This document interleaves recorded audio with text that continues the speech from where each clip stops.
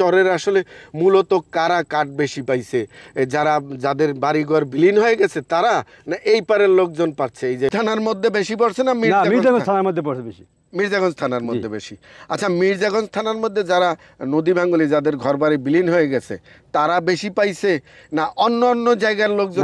যারা পাওয়ার প্রাপ্য তারা মানে পায় নাই, এটা পাইছে অনেক, মানে ওই অনেক দূরের মানুষ পাইছে, তাদেরকে আমরা চিনিও না।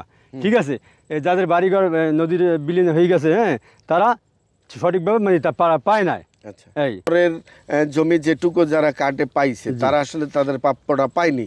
আসলে এই জায়গাটার মধ্যে আপনি বলছিলেন যে একটা দুর্নীতি আছে, আসলে দুর্নীতিটা কি একটু বলবেন? আর নদীতে ভাঙ্গি গেছে তারা পায় নাই, পাইছে কারা? মনে করেন যাদের এক করা জায়গা ভাঙ্গে নাই, যারা নদীর চোখেও দেয় না, তাদের কাঠ বানাইছে।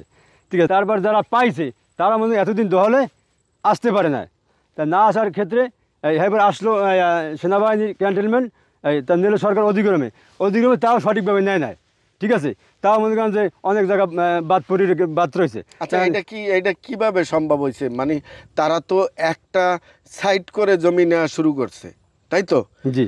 তো কিন্তু এই সাইড করে নেওয়ার পরেও একটা পাইছে, একটা ক্যান্টেল মধ্যে পড়ে না, এরকম নাকি?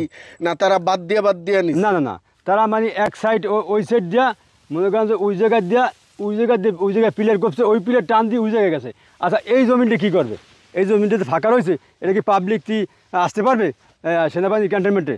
সাহস করে আসবে? কেউ আসবে না। সব ধানে ভরা, কিন্তু এই ধানটা কারা চাষ করছে? এই ধান চাষ করছে মানে এই দুমকি থানার লোকজনে।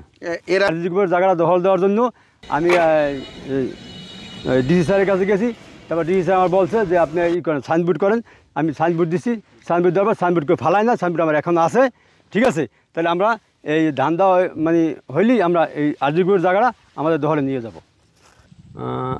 আরেকটা দর্শক, আমি একটু আপনাদেরকে, এটা আসলে এই যে আপনারা দেখতে পাচ্ছেন, এটা ক্যান্টনমেন্ট। হ্যাঁ, কিছু জমি এখান থেকে ক্যান্টনমেন্টের মধ্যে নিয়ে নিছে, কিন্তু অনেকে আবার কি বলে, এটার মধ্যে আসলে এখনও জমি নেয়নি।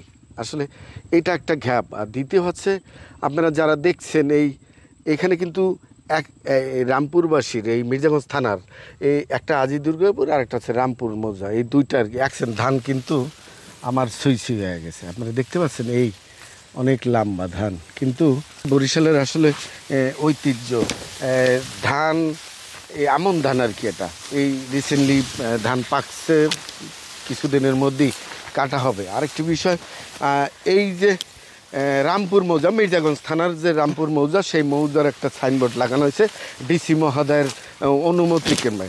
আমরা একটু ওই সাইনবোর্ডটা দেখবো যে আসলে সাইনবোর্ডটার মধ্যে কী লিখছে।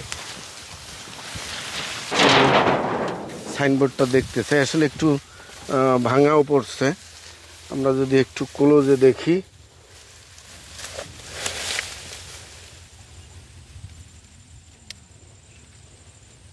আমরা দেখতে পাচ্ছি কারা কারা পাইছে। আসলে এই যারা জমিগুলি পাইছে কার্ডে, তাদের মূলত নাম বন্দোবস্ত কেস ও কবিলিয়তি দলিল মূল্যে এই জমির মালিক পটুয়াখালী জেলা মির্জাগঞ্জ উপজেলা মৌজা আজি দুর্গাপুর জেল নং 10 এর নিম্নলিখিত ভূমিহীনগণ।